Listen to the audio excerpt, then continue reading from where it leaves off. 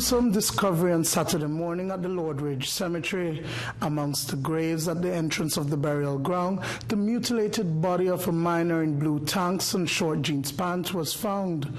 Just after 6 o'clock, residents gathered and police scenes of crime personnel arrived shortly after at the site. Murder victim number 1 for the month of August was a 16-year-old student from the Queen Square area. Chrislyn Gladden was stabbed multiple times to the body with a 10-inch blade police say was found 200 yards away. Family members soon arrived to identify their loved one. Even today, they remain in shock as they mourn the death of Chrislyn. It still never hit me that it was Chrislyn. So when I got that message, I dropped everything I was doing and I was running towards home when I was picked up by a neighbor, and he confirmed that it was true. Still in denial, when I reached the family yard, I ran upstairs. Chrislyn, no Chrislyn. Family members put me in the van and we went to the morgue. When we got there, yes, it was confirmed Chrislyn is dead. She received multiple stab wounds. It's just rough. She was taken away from us in that manner, knowing that Chrislyn had no problem with nobody. Everyone who knows Chrislyn knows her for her bubbly personality. Chrislyn is always there to help. The former graduate of Wesley High School left home around 7 p.m. on Friday en route to a friend's house near La Popular Bakery, but she never reached her destination. Instead, Chrislyn was last seen with another female minor on Central American Boulevard by the surveillance cameras of Belizean Drug Store. Chrislyn informed us of her whereabouts. Chrislyn had a habit with mates in person that, alright, she'd text rap with the son, so rap would get you, we come in a taxi with a power way. Chrislyn left out after 7, stating that she'll be back by 9, because the last thing her mom told her that she wasn't going anywhere that night, being that she had plans to go to Soca Madness the following night.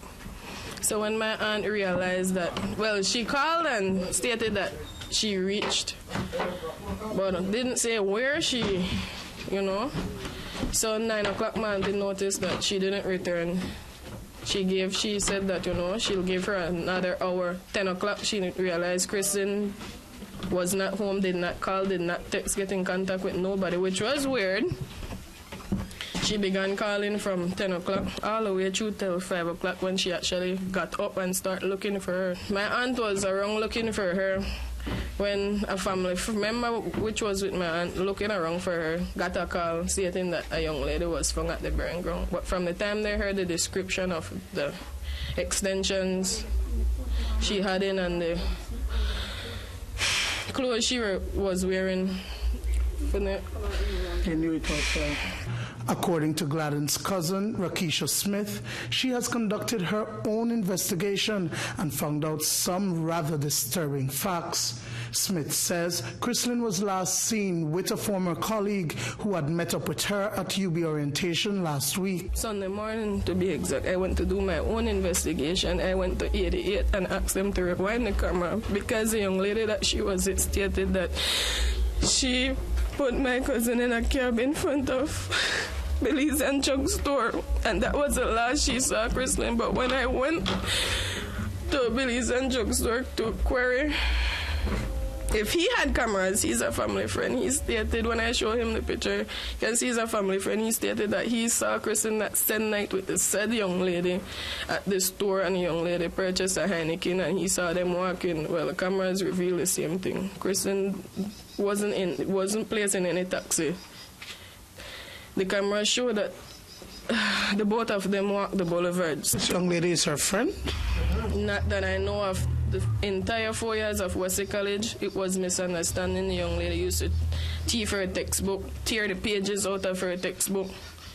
Chrislyn would have come home to complain to her mom what was happening, but the way how we are raised, it's not, we don't fight fire at firemen. Precinct 2 of the Belize City Police Department had initially scheduled a briefing with the media this afternoon to give an update on the murder, but had to postpone it because of new details surfacing in the investigation. Nevertheless, News 5 confirmed today that a police constable attached to Precinct 1 has been detained in connection with this latest homicide in the Old Capital. Yes, there is an officer attached to my unit that is detained at Precinct 2. Dwayne Moody for News 5.